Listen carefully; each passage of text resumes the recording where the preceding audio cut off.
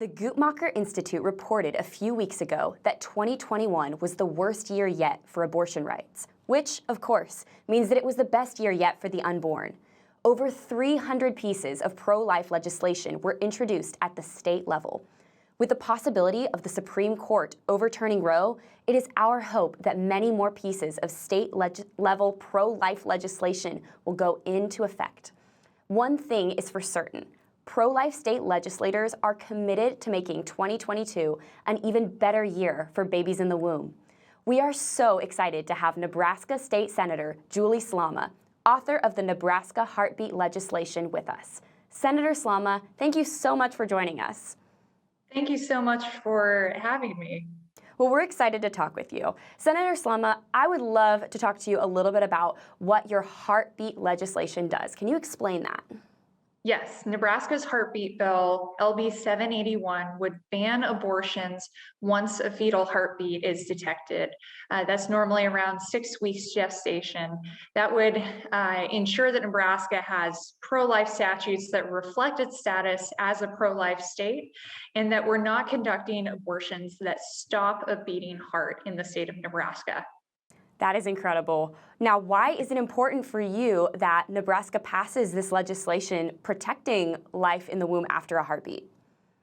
Absolutely. Protecting innocent life is one of my priorities in office. And for me, that's the real test of who a senator is and what they stand for. If you're unwilling to stand for life and stand for the most innocent life that we have, what do you stand for? So for me, bringing the Heartbeat Bill is a culmination of years of pro-life legislation and progress being made in the state of Nebraska, and riding this pro-life wave that we're seeing in the courts to once and for all take a stand for the most innocent among us.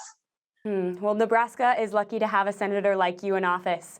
Now, I know that after you introduced this heartbeat legislation, some pro-abortion folks reacted very negatively. Can you tell us a little bit about the feedback or even the threats that you received because you were courageous enough to introduce this legislation? Yes, reception to LB 781, the Heartbeat Bill, has been overwhelmingly positive.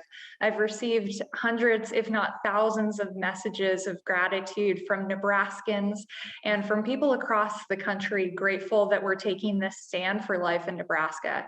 A very small and a very vocal minority of people, however, took that opportunity to send me death threats, rape threats, and those threats I did deem able to be escalated to the Nebraska State Patrol. So they currently are investigating about a dozen death threats and rape threats directed towards me and my family.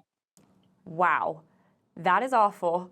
I am thankful that there is someone courageous like you who's willing enough to put legislation forward, even with threats like that. You truly are a voice for women. So why do you think that heartbeat legislation is an important step specifically for women in Nebraska? Yes, and as one of the very few young women in the Nebraska legislature, I'm the only Republican under the age of 40 in Nebraska's legislature, actually, taking the stand as a young woman for women with a bill that empowers women. It empowers them to choose life, to save the life of their preborn child. I know a lot of people say unborn, but I choose to say preborn because that baby would otherwise be born if its life wasn't ended through abortion. And taking the stand as a young woman is something I'm honored and humbled to do, because the unborn and preborn babies don't have a lobby. They don't have voices speaking out that make millions to get legislation done. This is truly the king of all grassroots efforts, where it's concerned citizens, women, supporters of the pro-life movement who are stepping up in support of this bill, whether they're just citizens testifying at the hearing or offering prayers, or even legislators that are taking a stand. It's been a very humbling thing for me to see after introducing LB 781. Well, Senator Slama, you are a voice for the voiceless, and I can tell from your resume here that you are a rather impressive person. You're a Yale graduate, you're currently a law student and a paralegal, and also, like you mentioned, one of the youngest members of the Nebraska legislature. Can you talk about how your commitment to the dignity of human life has led you to where you are today?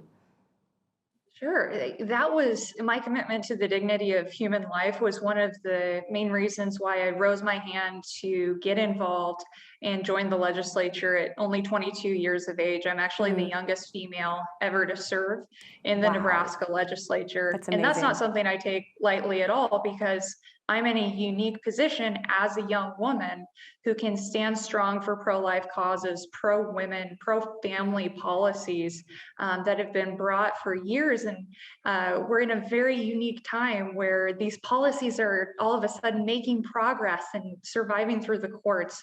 So I'm just excited to be involved and be part of this movement. It's something that's so much greater than me, so much greater than the Nebraska legislature. And it's really a privilege for me to be in this position.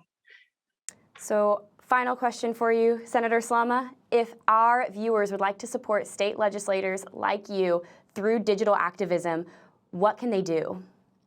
Yes, I'd recommend, first and foremost, if you feel called to pray, please take a moment to pray for the state senators who are discerning whether or not they'll support this bill, those who support this, those who don't. Those prayers, they mean the world to the state senators, regardless of where they are in their process and deciding where they're going to be on the bill. If you'd like to make direct contact with any state senator in the body, there's only 49 of us, so you can reach all of us relatively quickly. All of our emails are on the Nebraska legislature's website, and they're very easily accessible. You can see a full listing of state senators and reach out to them individually or in a group email. You can also see their office's phone number. And I'd really recommend making your voice heard. This is the time to stand up and keep this pro-life momentum moving. So please, if you're called to do so, reach out. And when LB 781 is scheduled for a hearing, if you happen to be watching this from Nebraska or a place that's easy to get to Lincoln, Nebraska from, we'd love to hear your testimony and why you support protecting innocent life. Well, those are some great action items. Thank you so much for joining us, Senator Slama, and for all you are doing in defense of life. Well, thank you very much, Marjorie.